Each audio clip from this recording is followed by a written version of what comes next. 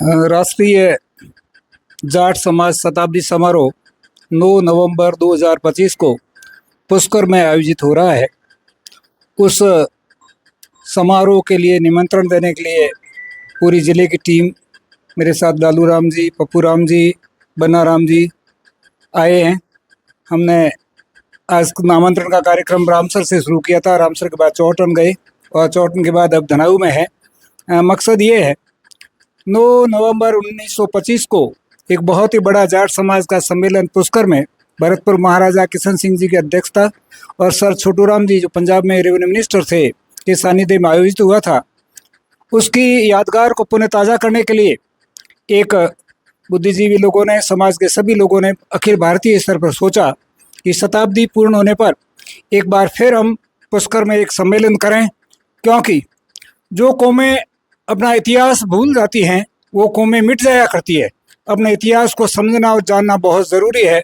इसी के क्रम में 9 नवंबर 2025 को पुष्कर में एक बहुत बड़ा जाट समाज का ये सम्मेलन अखिल भारतीय स्तर का आयोजित हो रहा है।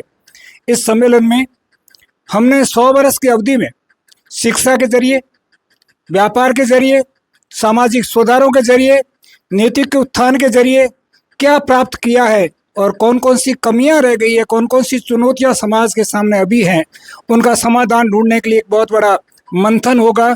और उस मंथन के बाद आने वाली एक शताब्दी के लिए क्या रोड मैप हो सकता है, क्या ब्लूप्रिंट तैयार करें ताकि हमारा जाट समाज अभी जो प्रगति के पथ पर अग्रसर है इसकी गति को तीव्र किया जा सके। समाज में अभी भी कुछ चुनौतियां, जैसे कुछ कुरीतियां अभी भी विद्यमान हैं। इसी तरह से शिक्षा का स्तर भी काफ़ी अच्छा सुधरा है, लेकिन अभी 100% नहीं हुआ है। और सबसे बड़ा जो मैं सोचता हूँ वो ये है कि हमारे जाट समाज में अभी लगभग 3 पीढ़ियाँ एक साथ जीवन जी रही, और साइकोलॉजी कहती है जेनरेशन गैप जब होता है, पीढ़ियों में जब समय का अंतराल होता है, तो उनके सोचने का तरीका, काम करने की कार्यशैली और उनकी समझ भिन्न भिन्न होती है। तो इस सम्मेलन में हम ये भी प्रयास करने की कोशिश करेंगे कि किस तरह से तीनों पीढ़ियों को परस्पर समन्वय स्थापित करके और हम आगे बढ़ सकते हैं।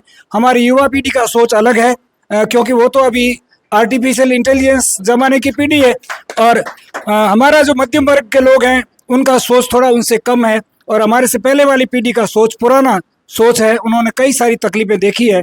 इन तमाम चीज़ों को एक साथ इकट्ठा करके और बुद्धिजीवी लोग मंथन करेंगे, विचार करेंगे, और ये नहीं कि हम केवल युवाओं की आलोचना करके उनको छोड़ दें या वृद्ध लोगों की उपेक्षा करके उनको छोड़ दें। दोनों ही रास्ते मेरे विचार से सही नहीं है। इसलिए तीनों पीढ़ियों में, तीनों जनरेशन में कोऑर्डिनेशन, कोऑपरेशन और अच्छा समन्वय स्थापित करने के लिए वहाँ प्रयास किए जाएंगे।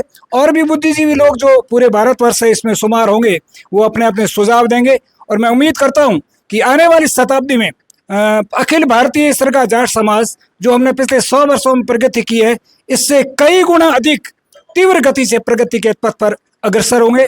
हम सब इसकी सफलता की शुभकामना करते हैं, और साथ ही मैं सभी जाट बंधुओं से निवेदन करता हूं, अधिक से अधिक संख्या में 9 नवंबर 2025 को ब्रह्मा जी का मंदिर पुष्कर में है, जाटों का घाट भी पुष्कर में है, पुष्कर सरोवर है, और बहुत ही पवित्र समय है। इसका लाभ लें और इस सम्मेलन को बहुत अच्छी तरह से सफल बनाएं। जिंदगी में बहुत सारे दिन आएंगे और जाएंगे। एक दिन अगर आप समाज के लिए दे देंगे, समाज के नाम कर देंगे, तो निश्चित रूप से आपका समाज के लिए बहुत बड़ा योगदान होगा। धन्यवाद। बोलिए सत्यवादी वीर कुंवर तेजाजी महाराज की, खेम सिद्ध महाराज की, वीर की जय हो, गांधी महाराज की जय हो, गांधी महाराज की जय हो, करोड़ देवी देवताओं की जय हो, गौ माता की जय